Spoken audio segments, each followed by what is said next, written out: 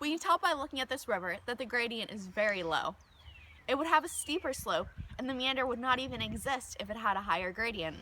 Due to this lower gradient, it is considered a middle-aged or an old feature. Certain conditions lead to the formation of a river, like if the rainwater is too extensive and cannot be soaked into the ground quick enough. This would cause it to run downhill, at first creating rills and gullies, and then leading into tributaries and the drainage system. Meanders are formed when exactly this happens, at a lower gradient. Since meanders are created when a river loses most of its energy and velocity, the stream is unable to pick up large sediment and move it very fast. Most of the sediment within the river would be within the dissolved or suspended load. As the meander moves along, the sediment bounces off the curves of the river, eroding them even more. This creates a cut bank on the outer edge of the meander.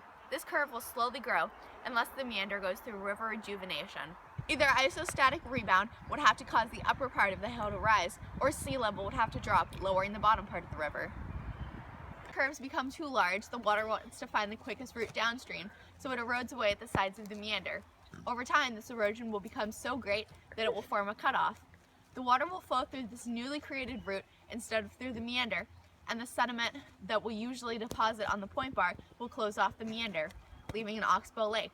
Not continuously fed by groundwater, it will dry up and leave a meander scar. We know that this specific river, which is part of the Merrimack drainage system, the most famous dendritic system in northeastern Massachusetts, is a meander because it includes each and every one of the features discussed earlier. You can see the low gradient in the ground, and you can even see the curve of the meander. We can see in this diagram how the river is straight at a higher gradient.